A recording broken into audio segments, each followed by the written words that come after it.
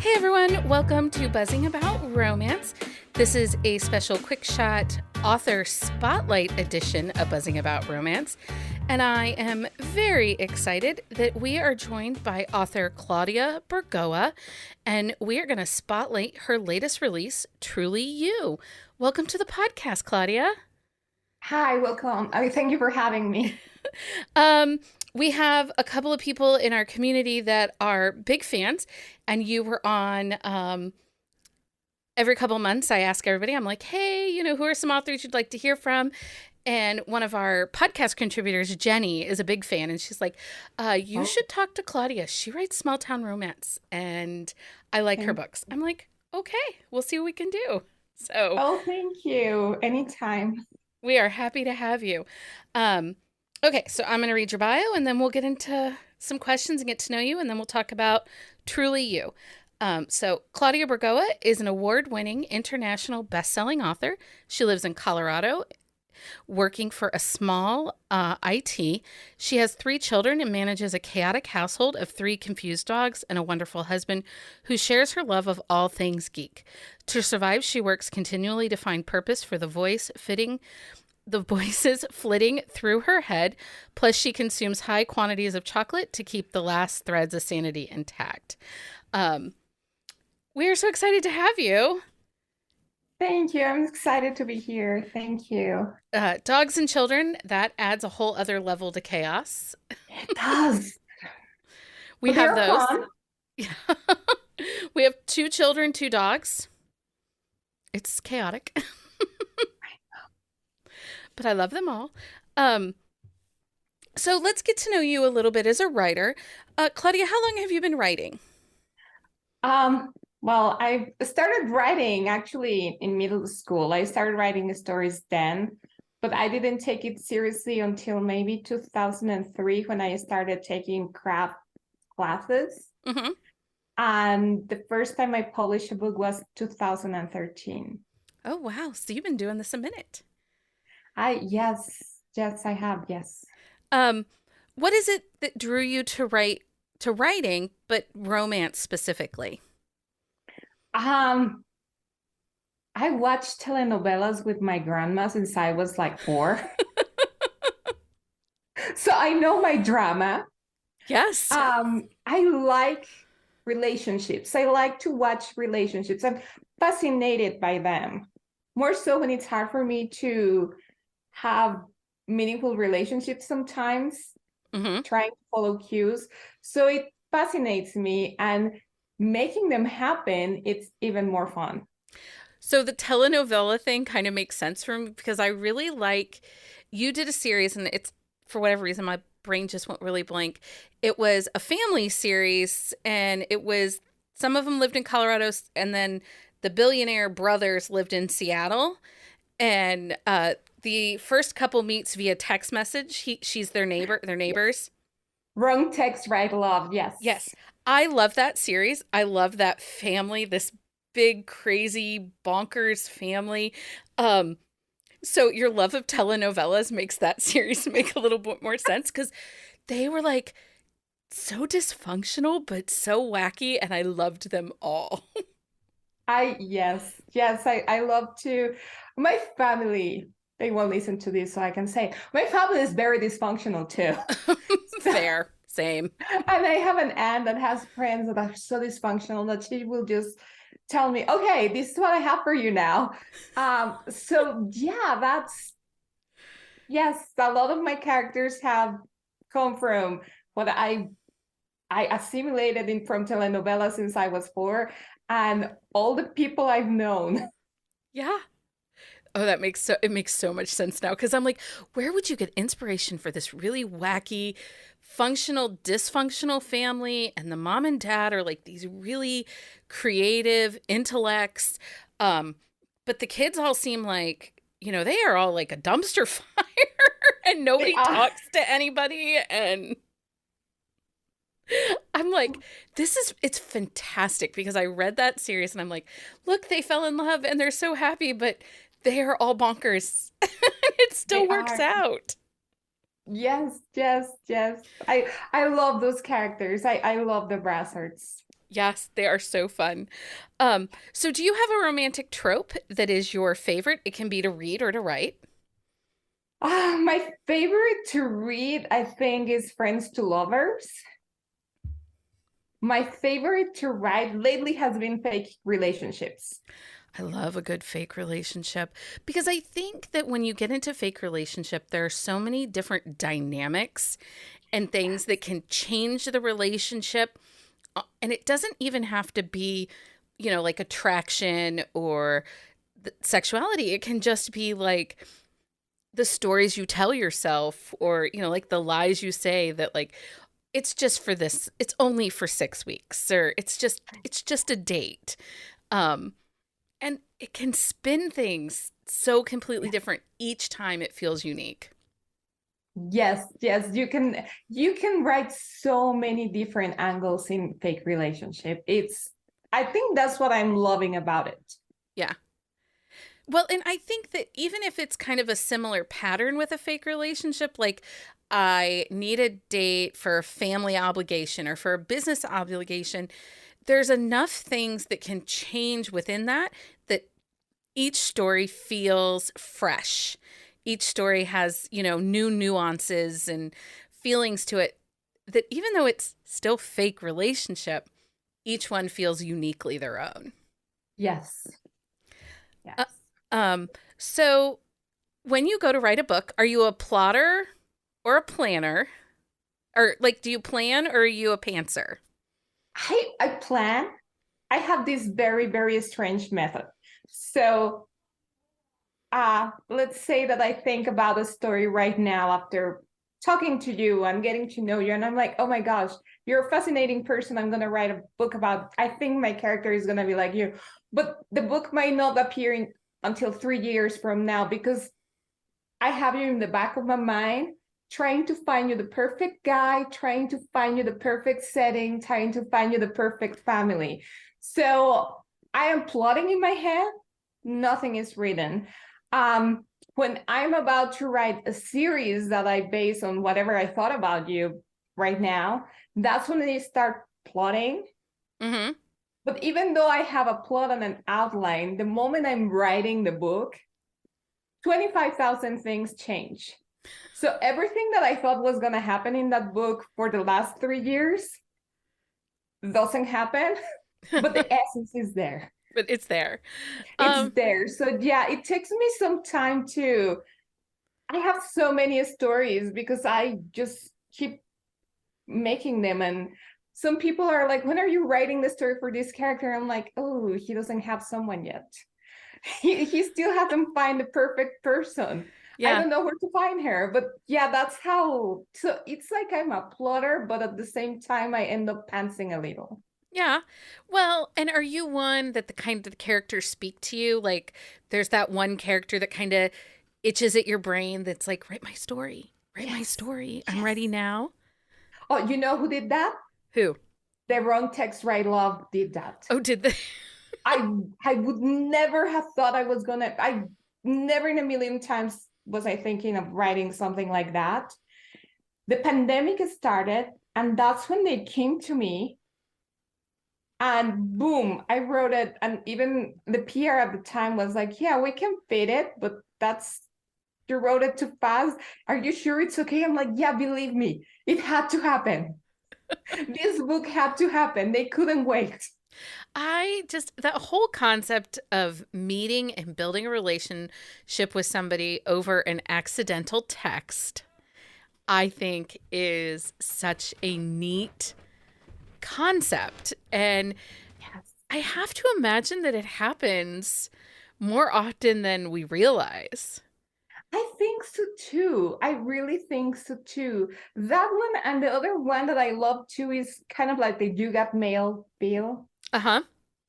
I have a book like that maybe later, which is also something similar that they just first meet each other through text, through. I like that. I like that concept. I'm like, because you're not looking at the person, you're not falling in love with the outside, you're falling in love with the inside. And I love that. Well, and miscommunication is one of those tropes that I don't love. And so, when it's written down, you're not really miscommunicating, it's misinterpretation, which is very human. And, we sometimes read emotions into things that aren't there. Um, so I think that adds like a whole nother power dynamic to a relationship. Yes. Um, okay, so when you're writing, what is the hardest part for you to write? Like, is it starting it off? Is it the dark moment? Is it The middle. the middle? The middle. Because I want to make sure that I mean I'm enjoying it, but I'm not sure if you as a reader are going to enjoy it. Hmm. Because I've heard so much about readers saying it was a great start, but the middle, it was a great start, but the middle, oh, I like the ending, but the middle really. So I really is the one that I'm panicking every time. It doesn't matter how many books I've written, I panic every time I'm writing the middle. Yeah, and I can see that because you have to build this relationship, you have to build this story, but you've also got to do it in a way that keeps everybody's interest and keeps the engagement, creates the chemistry. There's so many pieces. And, again, I get so upset with the naysayers like romance is, just easy or anybody could do it. No, not No. anybody can do it because, like you said, in the middle, you got to keep their interest from the meet cute. You've got to keep the chemistry strong. There has to be enough angst that we're all kind of like anticipating what's going to happen. We have to make sure, because I think that romance readers are some of the harshest critics and hardest people to please because they have expectations. Yes. Yes, they are. They are. They are amazing. They are super supportive, but Yeah. you have to give them what they need. Yeah. Well, and I've been reading romance. I'm a little older. I've been reading romance since 1990. And I left the genre for a while, and but then I came back, and when I came back I was like, nope, my expectations are up here because I cut my teeth on the Judith McNaughts and the Jude Devereaux and the Julie Garwoods, and I'm like, and Beverly Jenkins, and to this day those women are queens. Like, you know Yes. some of their books do not hold up because they did not know the word. Not Beverly, but like Joanna Lindsay, consent was not a word that woman knew. But she wrote her books in the 70s and 80s. It was a different time. Um, but my expectations are pretty high, but I just love romance. I don't know, there's something really special about the books. Yes. It's they always give you hope that there's gonna be happiness at the end. Yeah. Well, and I also think for people, we have a very wide community that listens to the podcast. And we have some younger people that live, one of our community members, she lives in Brazil. And she lives with very conservative family, and she's young. I mean, like I could be her mom young. I mean, she's 21. And she talks about how finding us gave her a safe place to talk about things that she couldn't. She's found books that help her understand her own, journey and her own sexuality and all those kinds of things. And that's something that romance gives people, especially people that might not be in spaces that they can talk about these things all the time. Yes. Yeah. They Um, can find their not exactly soulmate, but they can find the person that understands them in a fictional yeah. character. And there's also like, I think the romance community is an amazing place. It takes us a minute to find each other. But once you find those other romance readers, it's like, I don't know. I love it. You don't want to leave them. Yes. You don't. And you know, uh, so many of my friends, I have conversations with like the people I see in my real life, and I'll be like, "Oh yeah, I was talking to my friend Carrie, and she was talking about this," and they're like, "Oh yeah," I was like, "Yeah," and they're like, "Well, you should have Carrie join us for game night." I'm like, "Oh, she lives in Maryland. I don't think she's coming to game night in Ohio. Yeah, no, she cannot make it. She can't make it this week." Um, so what part of the book is the most fun to write for you? The banter. The banter. I love good Yes, banter. I love to. It's something I do in real life. My husband sometimes is like, oh my gosh, I don't know what to expect from you. And we've been married for years. Yeah. We've known each other for years, and still he's like, oh my gosh, when can you agree with me? Never, because it wouldn't be fun. Where was the fun in So, agreeing? Um, I am an over processor, so like I have to rehash the same things over and over and over again. And my husband and I, we've been together almost 25 years, and he's like, "Stop, please. I've heard it. You've said it like 6 times now. We're done." Like, okay. But I got one more thing to say. yes, you haven't finished listening about this. You Yes. have to. He loves it when I drone on and on about fictional characters and their relationship. Oh my I'm like, you would not believe that. And he's like, okay, thanks. God, He's a they're good guy. real for us. To us, they're very, very real. You know, it's so funny. I was thinking about that the other day. We were doing a book review episode, one of our quick shots of romance, and my contributor and I were talking about it back and forth. And I'm like, after we were done, I was like, you know, we really dissected that relationship. Like, they were real people. It's just like, they are in my head. I'm like, well, They mine too. are. They are. I was just talking to my editors about the book that I'm writing, and we were discussing as if they are real, and what's happening is like, and they're like, okay, I feel better because it's a duet, and they're like, okay, I feel better. I feel much better when I read the what you're doing, but yeah, my heart almost stopped, and I'm like, they'll be fine, I promise. And, and then after that, I'm like, but they are fictional characters. We know that, right? Right, right. They are fictional. They're We're but not yeah, fixing real people here. yes, a lot of yeah, and a lot of my readers are like, what's happening with this character?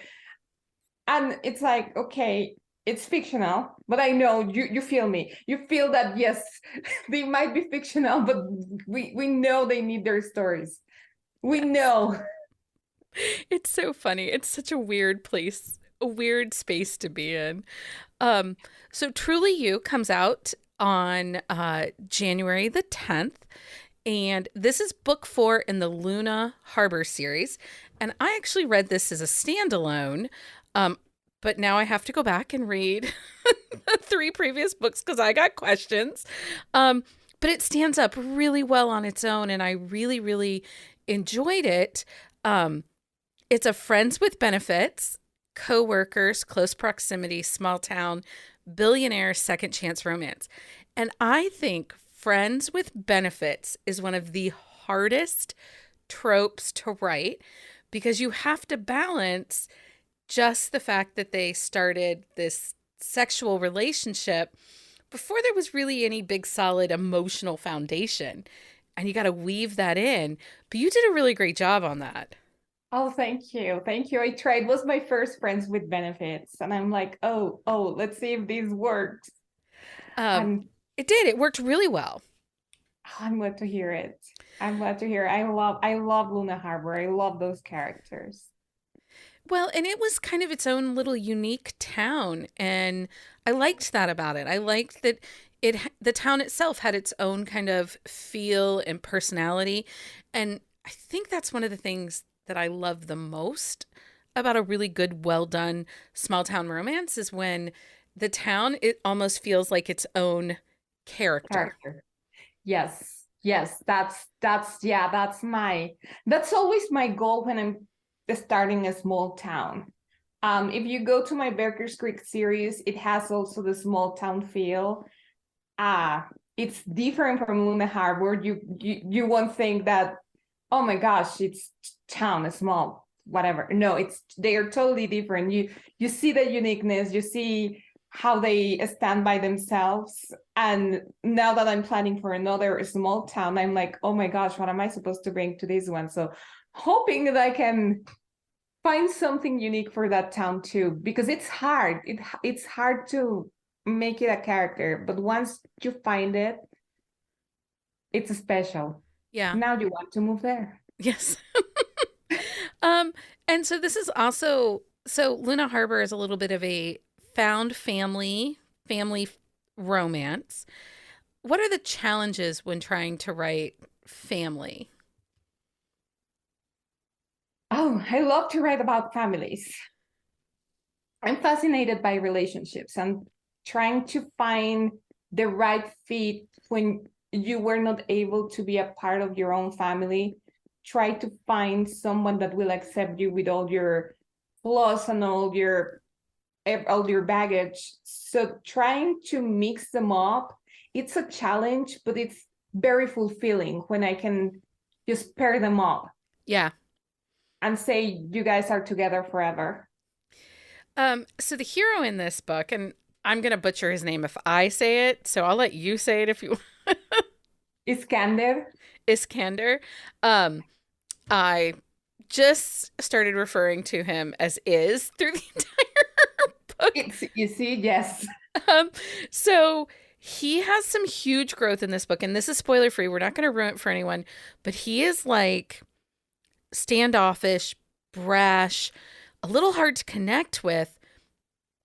Is it what is the challenge in writing a hero like that? Because by the end, I love him. Like I'm connected with him. I know who he is as a hero. He's a good guy, but he's set up in a way that you're like, dude, you're a jerk. Those are my favorite heroes because you need to, like, I need to break that shell that they have slowly so you're not like, oh, you're boring. Uh, so I need to break it slowly. I need to show you slowly how they're not how they want to appear to others. They're like Mr. Darcy's. That's how I see Yeah. them. That's I like the Mr. Darcy type. They're not exactly Mr. Darcy, but you have that really rough person, really, and I like that you see him like, I hate you. Why would the heroine fall for you? And then slowly you're like, can I marry you? Yes. Yes. That's it's a challenge, and I love that. I love to get to that part where people are like, I hated him. I couldn't connect at the beginning, but now can I have him? Yeah. Will you deliver them? Um, it's one of my like I think it's like all my heroes are different, but you can see that all of them have some shell because they are always broken. I Yeah. like broken heroes, but they are not, you don't see them. It's not the bad guy broken hero with tattoos that you're like, Yeah. He's not an anti hero and he's not an asshole. He just is. There's a harshness and an honesty about him, a brashness. And you learn why through this story. So, but it does take some time to warm up. And the Mr. Darcy analogy is perfect. He's stuck in his own routines, his own social priorities, and, you know, he lives in the confines of what of expectations are for him. And I think that yes, that works for him. yes, So Shaban is sassy and smart, and a lot of your female characters tend to be these strong-willed, very smart women. Do you find those easier to write than, say, a wallflower? Because they are not yes. wallflowers. Yeah, it's easier for me. It's easier to identify with them sometimes. It's easier for me. I like to write heroines that I want to be best friends with. Hmm. So someone who has an interesting conversation, someone who's smart, someone who's going to give something to others, but at the same time, it's going to be able to stand for herself. I like those kind of people. So it's easier for me to bring you that kind of person than, as you say, a wallflower. It's like, I don't Yeah. know. Well, Shaban, she had some major depth to her. So at first she does. She comes off as like really sassy and very smart. But there's a lot of other stuff going on for this lady, and it just adds so much to the character. And I really enjoyed reading her. I felt like I knew who she was, and I wanted to spend more time with actually both these characters. Like, I, I could have handled an extended epilogue for the two of them. I know. Every time I try to write one, I'm like, it doesn't come out. I try, but maybe that's why you always see my characters again and again in other books. Right. So you continue, like you're. Sometimes I have someone wondering about where was the character of the first book I wrote, and all of a sudden they see that character in book 49. And they're like, oh, still alive, still kicking, children, wife, wow. Or the wife is there, the business is still flourishing. Like, Yeah. in a way, there's always Easter eggs in my books. So I did spend some time wanting to yell at both of these characters in this book. Did you yell at them when you were writing them? Yes, I did. Yes, I did. I did. And sometimes when you see another character yell at my main characters, that was me yelling at them. So when you saw Lang kind of like giving him a hard time, that was me. Yeah. Or when the two friends call him and they were, that was me. Yeah, because I had some moments, like mom moments, and I just wanted to be like, dude, stop. Right. Yes. You're not helping. So Truly You it's out now at the dropping of this episode, and it is available wherever you buy books, correct? Yes. Yeah. Okay. Claudia, thank you so much for joining me for this author spotlight. Thank you so much for having me. I really appreciate it. Of course. Until next time, everyone, happy reading. Find us on Instagram at Buzzing About Romance or on Twitter at Buzzing Romance. If you like the podcast, please leave a review. If you'd like to support us directly, join the Bookcase and Coffee Patreon and receive exclusive content only available to Patreon members. Check out bookcaseandcoffee.com for our on-the-shelf show notes.